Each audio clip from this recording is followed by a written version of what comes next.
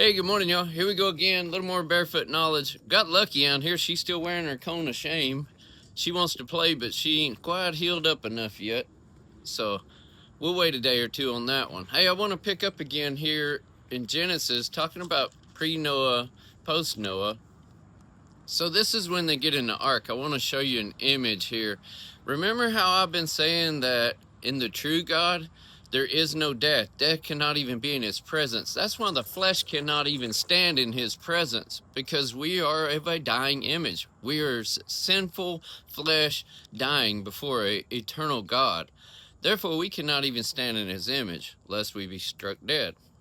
So, when he says in Genesis 7, and they that went in, male and female, all flesh, as God had commanded him.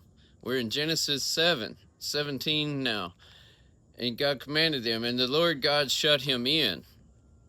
And the flood was 40 days upon the earth, and the waters increased and bare up the ark, and it lifted up above the earth.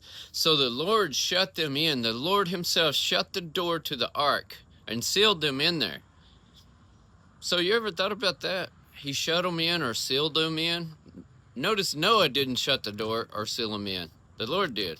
What does that mean?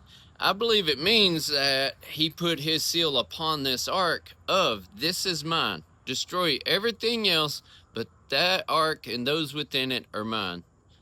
And the reason I say that, because if you go to Genesis 8, verse 1, look at this.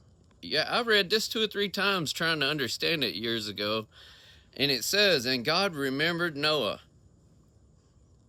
I was like, goodness, the Lord's memory is worse than mine. He forgot about Noah, the flood waters. It says, and the waters prevailed upon the earth 150 days. So it rained for 40 days, 40 nights. Then the water stayed for 150 more days.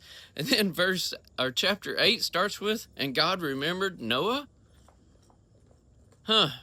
Wow. Oh, hey, I forgot about Noah down there. We better go check on him. Is that what that means? God's as forgetful as I am? No. How else would you explain it? And God remembered Noah.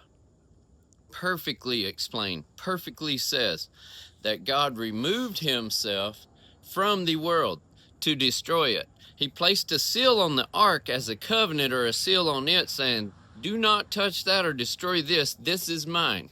I will return for it. What's Jesus say? Are we not seeing the same image as Jesus? It also says, and the waters lifted the ark up above the earth. What does it say? What did Jesus say? For the Son of Man must be lifted up. Well, does it also say that he will return for his? So he remembered Noah. Amazing, amazing, amazing. He had to turn himself away for the destruction to come into the world, to destroy all living things with air in their nostrils. And then he remembered them and came back, turned back to them. So we're going to keep looking at this imagery. Let's move on with this. What happened at the cross when Jesus was on the cross, when he says, my God, Eli, Eli, lama sabachthani, why have you forsaken me? Could this be some of the same imagery of, and God remembered on the 3rd day? I don't know, I'm asking you. Let's look into it and we'll see what you think. Hey, you guys have a blessed day. Lucky, over and out, girl.